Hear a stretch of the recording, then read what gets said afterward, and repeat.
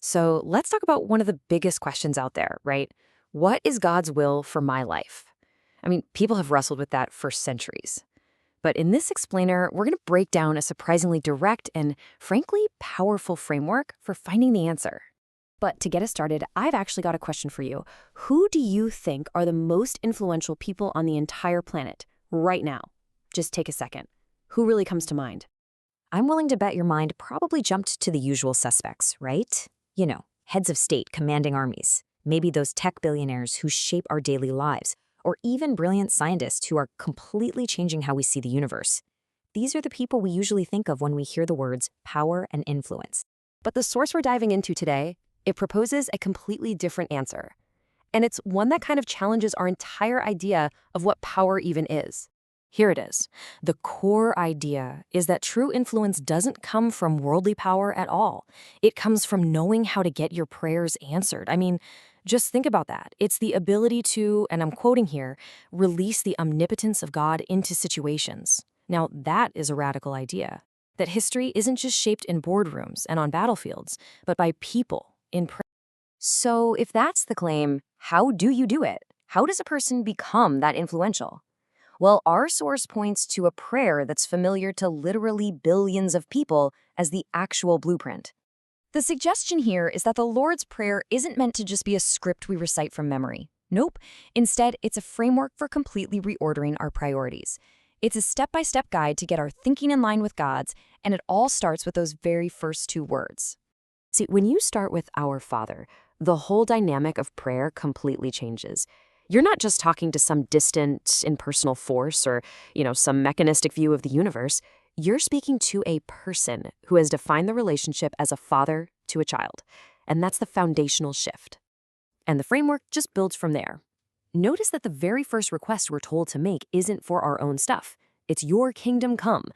The author says our natural state is to be trapped in a prison of self, always focused on what we want. This prayer, it's the key to breaking out by making God's goals our goals. Okay, so what exactly is this kingdom?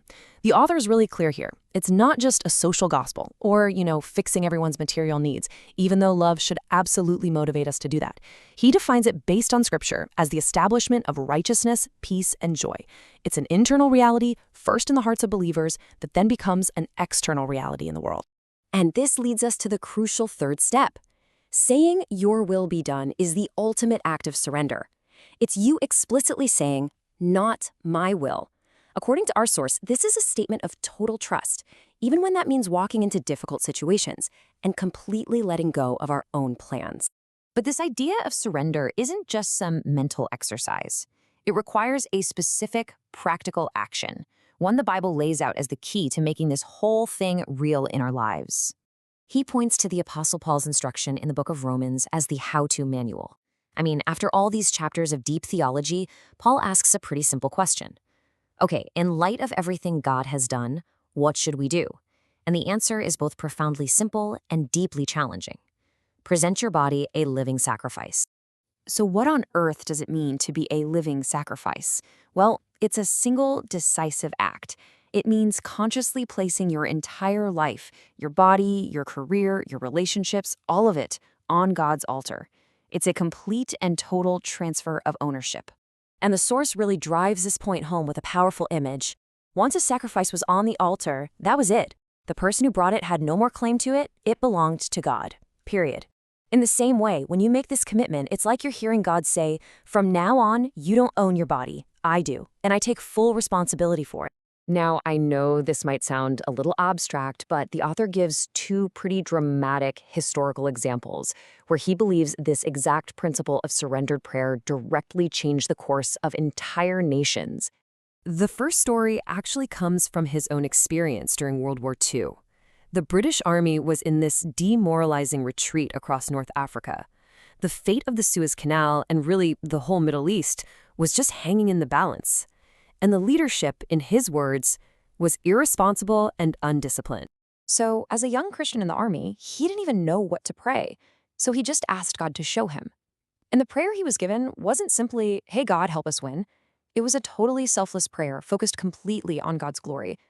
Lord, give us leaders such that it will be to your glory to give us victory through them. And according to the source, the answer came fast. A new commander is appointed, but his plane crashed. Then Winston Churchill appointed Bernard Montgomery, a committed Christian who was known for his discipline. Montgomery completely reorganized the forces, he restored morale, and he led them to a decisive victory at El Alamein, which was a major turning point of the whole war. The second example? It takes place in Kenya in 1960. As the country was getting ready for independence, it was being torn apart by political and tribal hatred.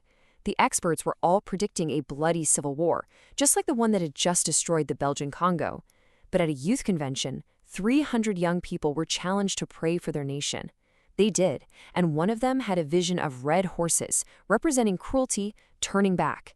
And against all odds, Kenya transitioned peacefully and became one of the most stable nations on the continent. I mean, these are incredible, history-shaping stories. But the author brings this principle right back down to a personal level, to you, finding your specific place in God's will.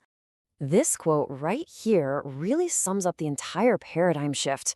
Prayer is not a tool to get God to do what we want. It's the process by which we become instruments for what He wants to do. It just flips the whole purpose on its head, moving the focus from us to Him.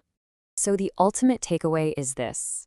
Looking for God's will isn't some passive quest for signs or waiting for a lightning bolt to strike. According to our source, it's an active, decisive process of surrender, and it all begins with a simple prayer and a definitive choice. So we'll end with the same challenge the author leaves for his reader. It's a question that gets right to the heart of this entire process. Have you ever truly handed over control? Have you ever said, God, it's yours. It's at your disposal? That's a final, powerful thought to consider.